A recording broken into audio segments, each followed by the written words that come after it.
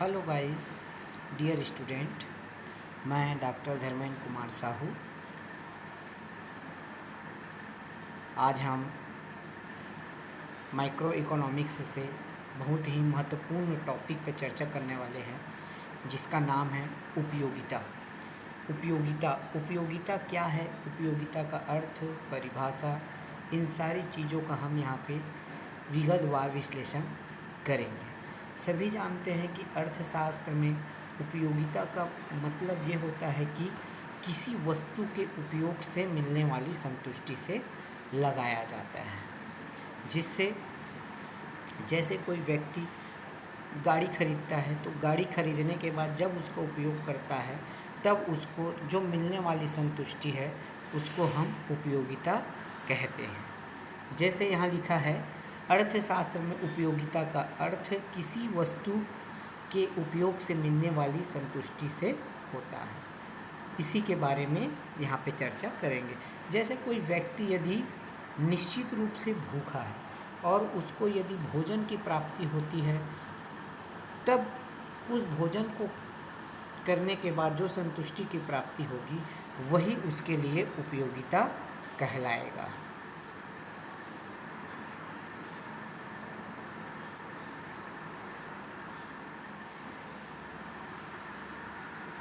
इसके बारे में यदि आगे देखें तो मिलता है कि कुछ अर्थशास्त्री ऐसे भी हैं जिन्होंने उपयोगिता के बारे में विशेष अपने अनुभव को बताया। जहाँ पे प्रोफेसर वाट के अनुसार, प्रोफेसर वाट बोलते हैं कि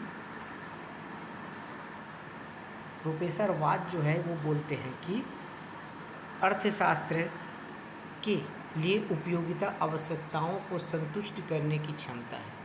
मतलब कहने का मतलब ये है कि अर्थशास्त्र के लिए उपयोगिता आवश्यकताओं को संतुष्ट करने की क्षमता है। जैसे अर्थशास्त्र में हम देखते हैं रुपए, पैसे, गाड़ी, है ना, लग्जरी चीज़ें या एकदम नेडी बेसिक चीज़ें जो हैं वो हमारे उपयोगिता के अंतर्गत आते हैं। इसी में प्रोफेसर एडमंड नेविस ने भी कहा है कि अर्थशास्त्र में उपयोगिता का अर्थ संतुष्टि या आनंद या लाभ से है, जो किसी व्यक्ति को धन या संपत्ति के उपयोग से प्राप्त होता है। मतलब कई व्यक्ति ऐसे होते हैं जिसके लिए उपयोगिता धन से होता है। जब वह धन देता है तब उसको कोई वस्तु की जो है वो प्राप्ति होती है। आगे हम देखते हैं उपयोगिता की विशेषताएं। उपयोगिता की विशेषताएं देखने का मतलब ये है कि वाकई में जो है उपयोगिता है क्या। हम लोग जनरली यह देखते हैं कि अर्थशास्त्र में जो होता है उपयोगिता बहुत ज़्यादा है, और उपयोगिता ऐसा है कि हर व्यक्ति के लिए अलग अलग हो सकते हैं। तो यहाँ पे देखते हैं उपयोगिता की विशेषता की यदि हम बात करें तो सबसे पहले हम देखते हैं उपयोगिता जो है वो सापेक्षित होती है। अब सापेक्षित होती है, इसका मतलब ये है कि हर व्यक्ति के लिए, प्रत्येक व्यक्ति के लिए जो उपयोगिता है वो क्या होगा, अलग अलग कहलाएगा। जैसे उपयोगिता सापेक्षित है, जैसे कुछ व्यक्ति जो है शराब पीते हैं तो शराब पीने वाले व्यक्ति के लिए वो उसके लिए अच्छा है, उपयोगिता है। परंतु जो शराब या का सेवन नहीं करते उसके लिए यह निश्चित तौर पे हानिकारक दिखाई देता है। कहने का मतलब यह है कि उपयोगिता जो है वो सापेक्षित होती है। दूसरी पॉइंट, यदि दूसरी विशेषता की बात करें तो हमको दिखाई देता है कि उपयोगिता आवश्यकता की तीव्रता पर निर्भर होता है। अब देखिए, उपयोगिता आवश्यकता की तीव्रता पर निर्भर होता है, इसका मतलब ये है कि जिस व्यक्ति को जो चीज़ की आवश्यकता है वह व्यक्ति जो है उसके लिए वह वस्तु जो है वो सबसे ज़्यादा बेनिफिट है। मतलब जैसे कोई व्यक्ति प्यासा है ना, तो प्यासे व्यक्ति के लिए जल की अति आवश्यकता है।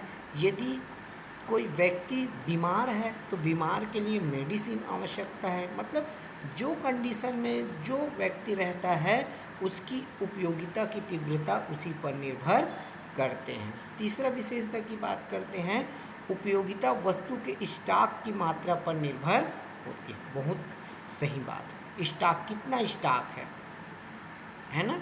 यदि स्टॉक नहीं रहेगा तो निश्चित तौर पे जो है उपयोगिता जो है वो अपने को प्रभावित करेगी।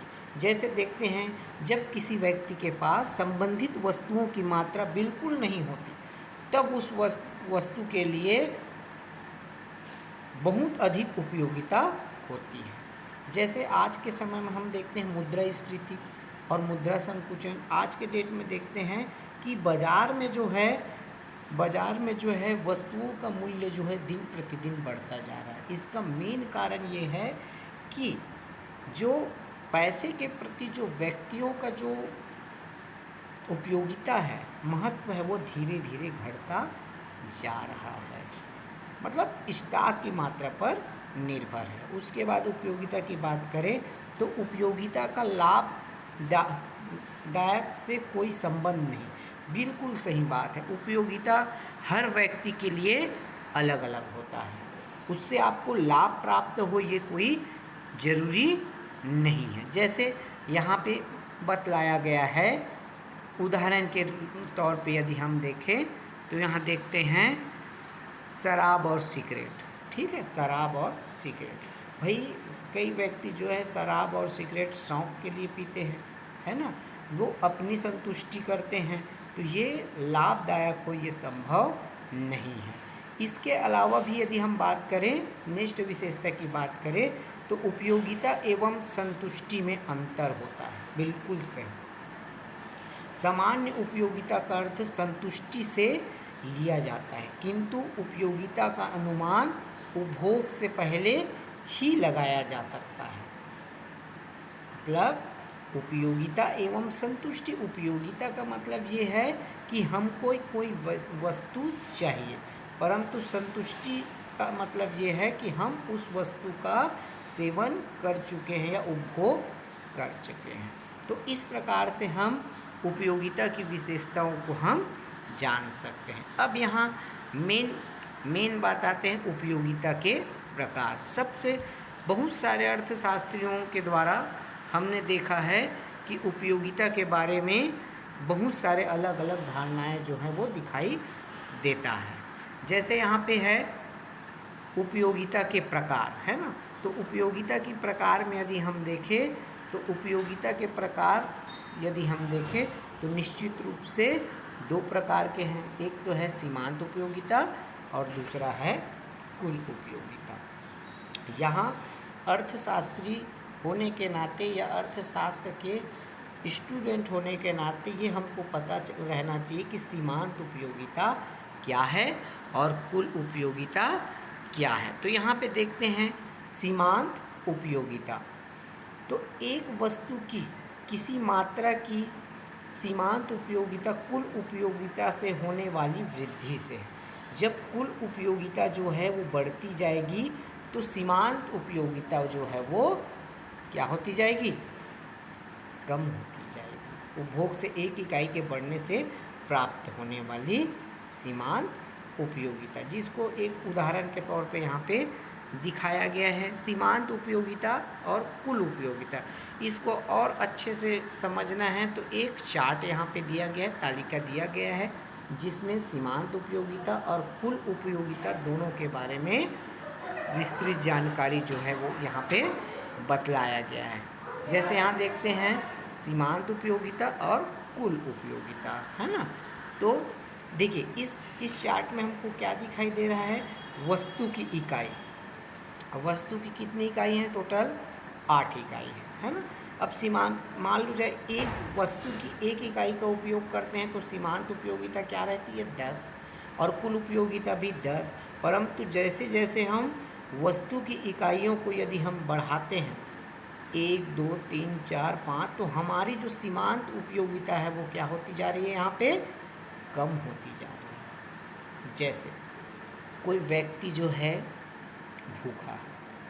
भूखा होने के कारण वो क्या करता है, रोटी खाएगा, पहला रोटी खाएगा, है ना। तो क्या रहेगा, पहला रोटी खाने के बाद दूसरा रोटी खाएगा, तो हमारा जो बोलना चाहिए कि हमारे जो अंदर है ना, जो जगह है ना, वो धीरे धीरे क्या होती जाएगी, कम होती जाएगी। मतलब सीमांत उपयोगिता जो है वो कम होती चली जाएगी, परंतु कुल उपयोगिता हमारी, कुल उपयोगिता तो हमेशा बढ़ता रहेगा। वही चीज़ को यहाँ पे दिखाया गया है। परंतु इस रेखा चित्र में यदि हम और अच्छे से देखें तो यहाँ देखते हैं कि छठी इकाई है ना, छठी इकाई का उपयोग करते हैं तो शून्य सीमांत उपयोगिता होता है। अब ये शून्य सीमांत उपयोगिता क्यों होगा? इसका मेन रीज़न ये होता है कि हमने जो है जो भोजन किए हैं वो हम संतुष्टि के स्तर पर पहुंच गए हैं, और जब सीमांत उपयोगिता शून्य होगा तब हम देखेंगे कि हमारा जो कुल उपयोगिता जो है वो पूरी तरह से पूर्ण संतुष्ट होगा। उसके बाद यदि हम वस्तु के 7वें और 8वें का यदि हम उपयोग करते हैं, 7वें और 8वें का उपयोग करते हैं तो निश्चित रूप से सीमांत उपयोगिता जो है वो ऋणात्मक चली जाएगी और कुल उपयोगिता में भी ह्रास दिखाई देगा। मगर कुल उपयोगिता जो है वो ऋणात्मक नहीं हो सकता।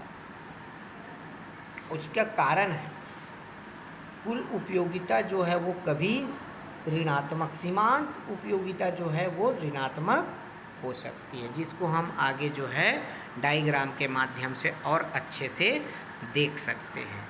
ये तो हो गया क्या हमारा सीमांत उपयोगिता और कुल उपयोगिता। अब देखते हैं यहाँ मेन पॉइंट आता है कुल उपयोगिता। यहाँ पे मेन पॉइंट आता है कुल उपयोगिता। तो कुल उपयोगिता क्या है?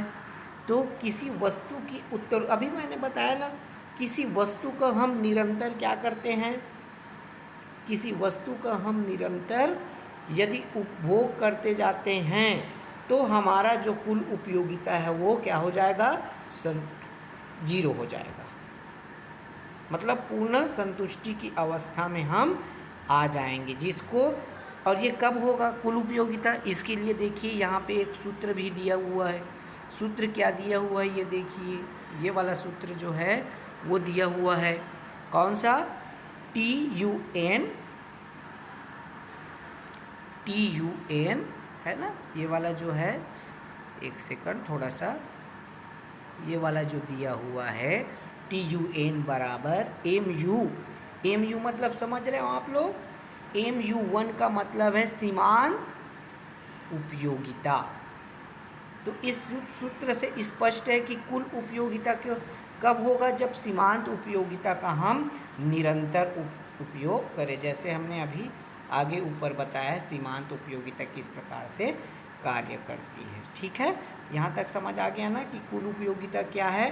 कुल उपयोगिता का मतलब ये है कि हम जब सीमांत उपयोगिता का निरंतर उपयोग करें या हम किसी रोटी का सेवन निरंतर करें तब हमको कुल उपयोगिता की प्राप्ति होगी। और इसी के विपरीत देखिए कि हम यहाँ देखते हैं क्या, सीमांत उपयोगिता। क्या देखते हैं? सीमांत उपयोगिता।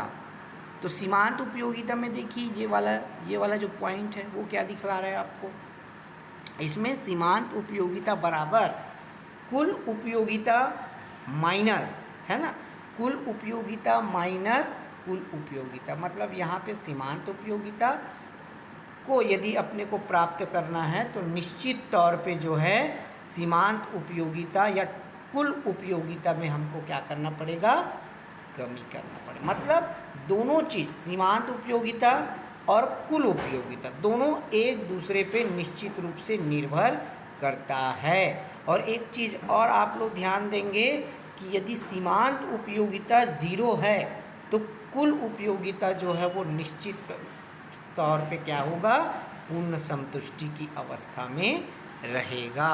इसी चीज़ को हम आगे और देखते हैं। जैसे यहाँ पे दिखाया गया है सीमांत उपयोगिता के रूप। देखिए, सीमांत उपयोगिता और कुल उपयोगिता तीनों में जो है रूप जो है वो 3 अवस्थाओं को दर्शाया गया है। जैसे यहाँ धनात्मक और शून्य और ऋणात्मक, ये तीनों चीज़ दिखाया गया है। तो सबसे पहले हमने पहले तालिका देखा, उसमें क्या था 10, 8, 6, 4 ये सब था। उसका मतलब क्या था, वो धनात्मक सीमांत उपयोगिता था। उसके बाद जो छठी इकाई थी उसमें क्या था, हमारा सीमांत उपयोगिता 0 था।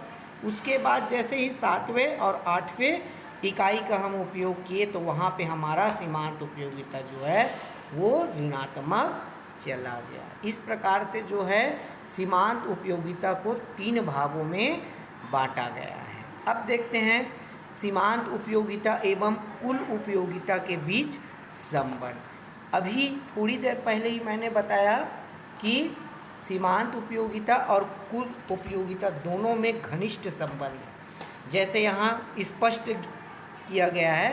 पहला पॉइंट हम देखते हैं, जब सीमांत उपयोगिता धनात्मक होती है तो कुल उपयोगिता निश्चित तौर पे क्या होगी, बढ़ती जाती है। शून्य होगा धनात्मक होगा तो कुल उपयोगिता बढ़ती जाएगी। और दूसरा क्या बताया था मैंने अभी कि सीमांत उपयोगिता 0 है तो कुल उपयोगिता अधिक हो जाती है। और लास्ट पॉइंट है, देखिए लास्ट पॉइंट देखते हैं, जब सीमांत उपयोगिता ऋणात्मक हो जाती है तब कुल उपयोगिता घटने या कम होने लगती है। घटेगी या कम होगी भाई, परंतु कुल उपयोगिता जो है वो कभी भी ऋणात्मक नहीं हो सकता। क्यों नहीं हो सकता, क्योंकि उपयोगिता जो है वो ऋणात्मक नहीं हो सकता, उसमें परिवर्तन हो सकता है, घट सकता है, बढ़ सकता है, मगर ऋणात्मक नहीं हो सकता। इसके बारे में हम यहाँ देखते हैं और सीमांत उपयोगिता और कुल उपयोगिता के बारे में। तो यही सेम चीज़ें जो है मैंने ऊपर में आपको बतलाया था कि सीमांत उपयोगिता जो है वो क्या है। यहाँ पे देखिए, अभी आप लोग ये मत डाउट करना कि सर ये यहाँ पे तो घटता हुआ दिखाई दे रहा है ना, यहाँ पे बढ़ता हुआ दिखाई दे रहा है, परंतु दोनों में अंतर है भाई। यहाँ ऋणात्मक नहीं है, इसीलिए यहाँ पे क्या है, धनात्मक सीमांत उपयोगिता को जो है दर्शाया गया है। और वहीं पे 6वें इकाई में 0 सीमांत उपयोगिता और नीचे देखते हैं ऋणात्मक सीमांत उपयोगिता। और यहाँ देखिए यहाँ देखिए आप लोग 7वें और 8वें वस्तु का उपयोग करते हैं तो निश्चित तौर पे क्या होता है, कुल उपयोगिता घटने लगती है। घटेगी भाई, ऋणात्मक नहीं होगा। इस बात को आप लोग अच्छे से ध्यान देंगे। उसके बाद देखते हैं हम यहाँ पे, ये देखिए मेन पॉइंट यहाँ पे आता है आपका जो डायग्राम है ना। बच्चे जो है डायग्राम में ही बहुत सारे गलतियाँ करते हैं, तो इस डायग्राम को आप लोग बहुत अच्छे तरीके से देखिए भाई कि उपयोगिता किस प्रकार से है। देखिए ये वाला पोर्शन देखिए, AC ये दिख रहा है आप लोग को, AC है ना। ये वाला क्या दिखा रहा है अपने को, सीमांत उपयोगिता रेखा, सीमांत उपयोगिता रेखा दिखा रहा है कि नहीं यहाँ पे। उसके बाद देखिए भाई, यहाँ पे हम देखते हैं 3 चीज़ें पढ़े हैं हमने, 3 चीज़ें पढ़े हैं कि नहीं। सीमांत उपयोगिता क्या है, धनात्मक है, तो ये A से लेके B तक, ये यहाँ तक जो है वो क्या है, धनात्मक है। हालांकि ये 10 है, फिर 8 है, फिर 6 है, फिर 4 है, फिर 2 है, परंतु ये जो उपयोगिता है वो निश्चित तौर पे क्या है, धनात्मक है। उसके बाद देखिए ये B वाला पॉइंट, B वाला बिंदु यदि हम देखें तो यह पूर्ण संतुष्टि बिंदु को दर्शा रहे हैं। उसके बाद नीचे देखिए ऋणात्मक सीमांत उपयोगिता दिख रहा है कि नहीं आप लोगों को। तो ये निश्चित तौर पे क्या है, घटती हुई सीमांत उपयोगिता को प्रदर्शित कर रही। तो ये हो गया क्या, किस चीज़ का है ये जो AC जो रेखा है वो कौन सा है, ये केवल सीमांत उपयोगिता है भाई, ये अपना कुल उपयोगिता नहीं है। कुल उपयोगिता के लिए इधर आइए आप लोग, ऊपर देखते हैं कुल उपयोगिता के लिए ये वाला पॉइंट, ये यहाँ से ये वाला है ना, ये वो जो दिख रहा है ना आप लोग को, ये वाला जो पॉइंट है वो क्या है, कुल उपयोगिता। और कुल उपयोगिता में देखिए हमने क्या पढ़े थे, सबसे पहला धनात्मक है ना, तो ये देखिए AD है ना, ये वाला DE, FG और HI और JK यहाँ तक क्या हो रहा है, कुल उपयोगिता जो है वो बढ़ रही है। परंतु KM को यदि हम देखें तो वहाँ पे क्या है, पूर्ण संतुष्टि की अवस्था है, छठवीं इकाई या छठवीं वस्तु के लिए। परंतु यदि हम आगे देखें 7वें और 8वें में, तो यहाँ पे क्या हो रहा है, फिर जो कुल उपयोगिता है वो ऋणात्मक की ओर चला जा रहा है। ऋणात्मक बोल रहा हूँ, नीचे की ओर चला जा रहा है। ऋणात्मक नहीं हो सकता भाई, उसमें कमी आई है, परंतु ऋणात्मक नहीं हो सकता। तो ये है क्या, आप लोगों का सीमांत उपयोगिता और कुल उपयोगिता का एक डायग्राम, जिसको BA फर्स्ट ईयर से लेके MA के बच्चों को यहाँ पे बिल्कुल समझना चाहिए कि सीमांत उपयोगिता क्या है और कुल उपयोगिता क्या है, इसके क्या लाभ है, क्या हानि है। ठीक है, ये समझ आया ना इतना। अब देखते हैं हम सीमांत उपयोगिता विश्लेषण की आलोचना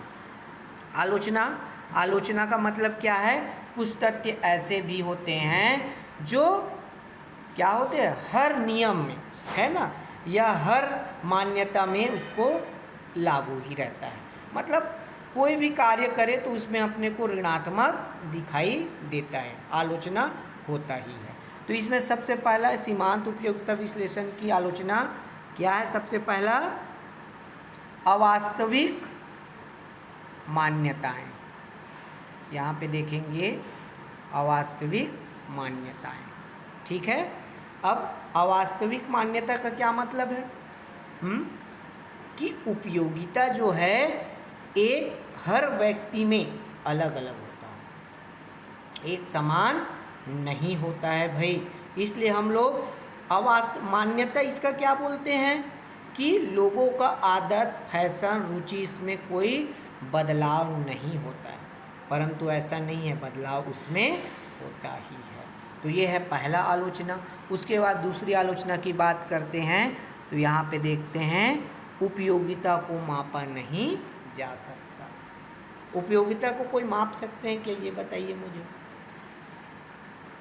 जैसे मान लो जाए आप किसी वस्तु का सेवन कर रहे हैं, चलो रोटी ही खा रहे हैं, है ना, या बाइक चला रहे हैं, तो उसकी उपयोगिता क्या एक बार चलाने से खत्म हो जाएगा, आप उसको माप लेंगे। तो इस प्रकार से जो है उपयोगिता को कोई माप नहीं सकता, केवल उसके आकलन बता सकते हैं भाई, कि जैसे है ना, पहले का टीवी था, आज का टीवी है, पहले के टीवी की क्वालिटी अलग था, आज की टीवी की क्वालिटी अलग है, तो माप सकते हैं। परंतु देखने में तो दोनों ही दिखता है क्या, कि हम लोग जो टेलीविज़न जो देखते हैं, तो यही होता है क्या, उपयोगिता को मापा नहीं जा सकता। उसके बाद देखते हैं कि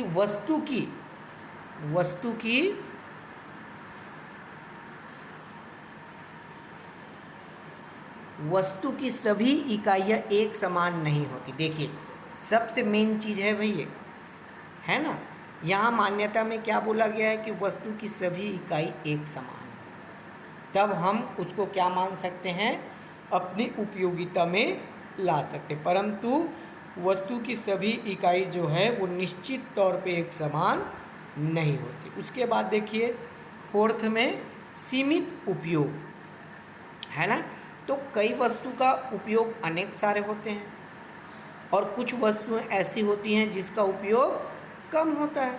जैसे आप लोग देखे होंगे गांव में जो है लकड़ियों से चूल्हा जलाते हैं, तो उन लोगों का उपयोगिता अलग है। चूल्हे से क्या बनता है, जब जलाते हैं तो कोयला बनता है, कोयले का और भी अलग उपयोग आ सकते हैं। परंतु कुछ चीज़ें ऐसे हैं जो एक बार में नष्ट हो जाते हैं। उसके बाद देखिए नेक्स्ट हम देखते हैं मुद्रा की सीमांत उपयोगिता स्थिर नहीं रहती। बिल्कुल सही, मुद्रा की सीमांत उपयोगिता। अब मुद्रा की सीमांत उपयोगिता मतलब क्या होगा कि देखिए पहले 1 रुपये में बहुत सारी चीज़ आ जाते थे, परंतु आज के दौर में 1 रुपये में कुछ होने वाला नहीं है। आप लोग खुद जब मार्केट जाते होंगे, बाज़ार जाते होंगे, तो आज के दौर पे मान लो जाए आप मंडई गए, मेले गए, तो आपको यदि कोई 10 रुपये देगा ना, तो आप उसको बिल्कुल भी पसंद नहीं करेंगे।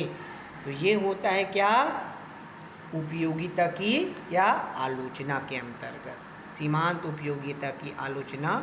तो गाइस यहाँ पे इतना ही पार्ट को हम रखते हैं। नेक्स्ट पार्ट के लिए आप लोग हमारे वीडियो से बने रहेंगे। आगे हम बिल्कुल निश्चित रूप से उपयोगिता माप के 2 दृष्टिकोण हैं, उस पर चर्चा करेंगे विस्तार पूर्वक। तो वीडियो को अभी ज़्यादा लंबा ना करते हुए, जितने भी व्यूअर हैं मुझे जो देख रहे हैं उसको बहुत बहुत थैंक यू, धन्यवाद। हमारे चैनल से ऐसे ही जुड़े रहिए। Thank you.